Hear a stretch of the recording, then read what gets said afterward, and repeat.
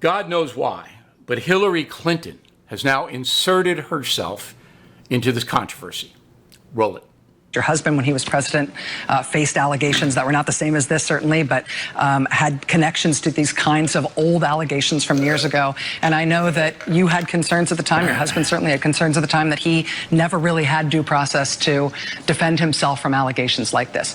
Have we learned anything over the years about due process, not just for the accusers, but also for the accused? Yes, there should be due process for everyone involved. And I think that's what Dr. Ford is asking for. She's asking for due process. She's asking that there be an investigation. You know, at the end of the investigation, she might very well decide not to pursue her willingness to testify. She might say, well, you know, there's no way to ever prove it. All right, so Dr. Ford, the accuser, wants due process.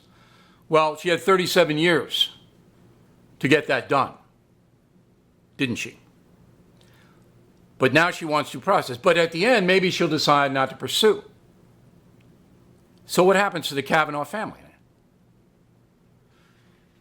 Now, Mrs. Clinton is foolish, and I use that word again absolutely accurately, to even bother with this, because as we all know and as history records, she attacked many of the women who accused her husband of misbehavior. Did she not?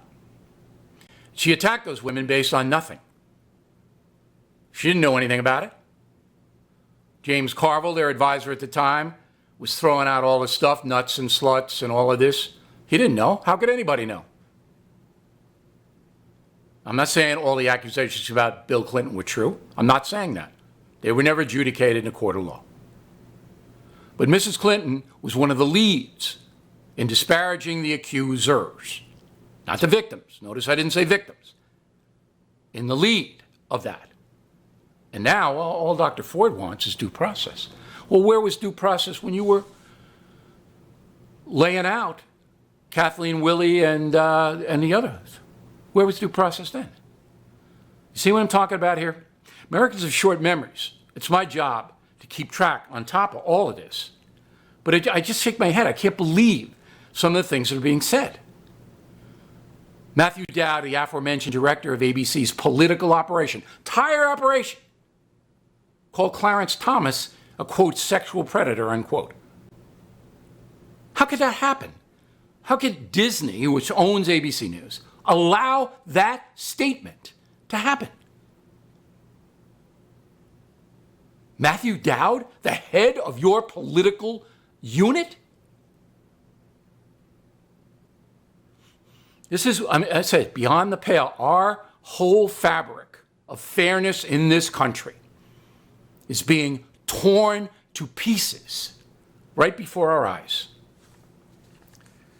Last soundbite. Dianne Feinstein, who obviously held back Dr. Ford's accusations, obviously did it with the intent of disrupting Kavanaugh's confirmation at the last minute. Feinstein, go. I have no say. I'm the lead Democrat, so this is all up to the Republican side. I can't say everything's truthful. I don't know. That's about the first time I've heard any Democrat in the last few days say anything truthful. Because she doesn't know.